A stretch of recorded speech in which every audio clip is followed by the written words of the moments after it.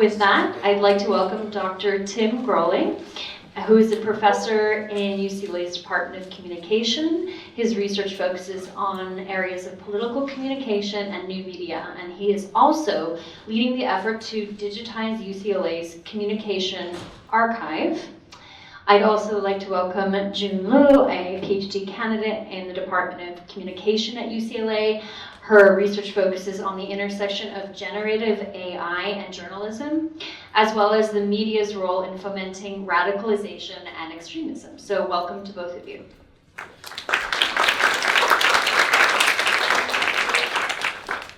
Okay, thanks Amalia for the introduction, and thanks everyone for coming here and listening to my talk. And so today, our talk is about the relationship between mass media and hate, focusing on the case of local news. And we divide our talk into two sections. Part one, we focus more on the macro level of mass media and hate, looking at how local television station ownership affect hate crimes. And this is a joint project with Dr. Brett McCauley and Dr. Woo-Kun Kim. I'm not a doctor yet. So the part two is focusing on the micro level, looking at how the content of local news stations foster hate. And this is led by Professor Tim Groeling and students in his local news lab. So let me start from a bigger picture of media and hate. We consume information every day from different types of media, such as traditional news media, social media platforms, and even entertainment media, such as video games. So the information environment that we're embedded in shapes what we see, how we think, and which in turn affect how we act. So understanding the relationship between media and hate really helps us to tackle hate in the first place. So the current project, we asked the research question, how mass media affect political extremism. Specifically, we studied the expansion of Sinclair Broadcasting Network, which is a conservative-leaning broadcasting company in the United States, and how has that affected local hate crimes. So the issue here is that Sinclair mandates its local news station to run certain segments in their local news reporting. So this leads to there will be more national story compared to local news story. And on the other hand, prior literature has found there's partisan slant in Sinclair-owned TV station. So both elements add together, the nationalization and ideologic bias can raise the possibility that the viewers maybe like their attitudes can be changed based on just the content that they see from Sinclair-owned TV station. The data we use, the local news station ownership at the county level from 2008 to 2018, and this is taken from Lewandowski's study. Hate crime data is from the FBI UCR program, and they collect all the hate crime data that's reported by the local law enforcement agencies.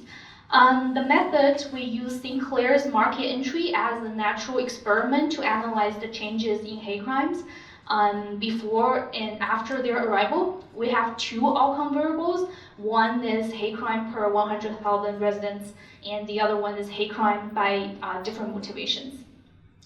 So the map on your right-hand side plots the hate crime rates across U.S. counties. You can very obviously see there are location variations across the states. And the plot on your right-hand side shows the fraction of U.S. counties that have ever had Sinclair-owned station. And it increases from 20% to 48% during our sample period, meaning that Sinclair has been significantly expanding during that period.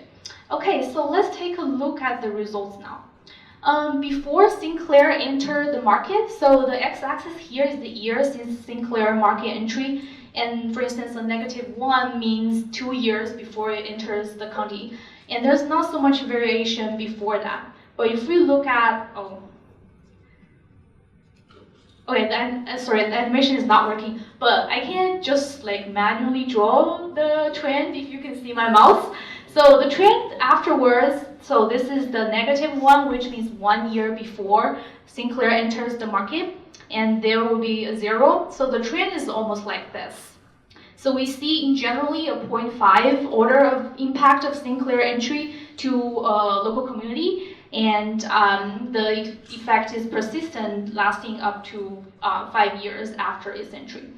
And additionally, to understand which specific group is being targeted as a result of Sinclair entry, we disaggregate the hate crime by its different motivations, and we found that this increase in hate crimes is driven by the increase of hate crime motivated by race, ethnicity, ancestry, sexual orientation, and religion. So the policy implication is we really need to think about whether it is appropriate for the media owners to influence the content broadcasted on television, and how should this be regulated. And the next thing is the content really matters, like what the audience is actually seeing on the news media, and that will potentially affect how they perceive other people, like our group members. So I'll pass it to Tim, and this project is gonna address the question of content matters.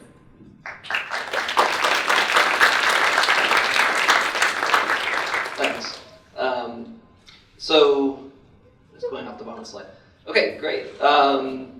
Local news content is, again, very important for understanding the messages we get about other members of our community, quite a few of whom we don't interact with directly. So a lot of those perceptions and portrayals are mediated, and they can potentially diverge systematically from reality in important ways. Previous speakers have talked about how important it is to understand how dehumanization might take place through narratives that are perpetuated, and especially today, a lot of what we're looking at connects to potential narratives related to victimization. So our focus is going to be looking at LA local television news. Again, for most of the time period, we're looking at local television news as one of, if not the most important medium for learning about your community, especially if your interactions with other communities are limited in person.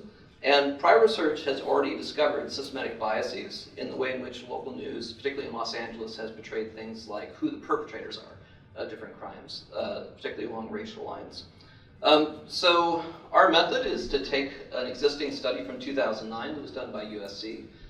They went and looked at randomly selected dates for a year to look at all the news content in LA local news, and then categorize it according to different characteristics for 14 random dates. And we took those same dates and went back to 1989 using the Communication Studies Archive at UCLA and 2019 to do that same type of categorization of the news based on the content. And we then, within that sample, selected 561 stories that were about violent crime predominantly, and subjected them to further analysis to understand how violent crimes in Los Angeles were portrayed. Okay, so in that content analysis, I had 3 of my students read each of the stories, and they categorized the type of crime, who the perpetrator and the victim were, and what we know about them, and how the story was constructed, what visuals, what sort of text, what sort of framing was done in those stories. So produced a lot of results, not all of which we have time for today, but I'm going to focus on 3 key things. One of which, how does the race of the victims influence whether the crime will be covered? Which violent crimes are portrayed as tragic or not, especially related to who the victim is? And generally speaking, does the news content reflect racial or ethnic bias? So on the first point, I want to point out the ground truth. What is the underlying reality in Los Angeles of who victims are of violent crimes in Los Angeles? This is a study done by a professor of anthropology here at UCLA looking at homicide victims. The majority of our violent crimes were homicides, but take this with a certain grain of salt because they don't match up perfectly. The key points I want to point out here are that Latino and Black victims are a much larger proportion, about 90% or so, of the victims of violent crimes in Los Angeles, whereas white victims are relatively uncommon.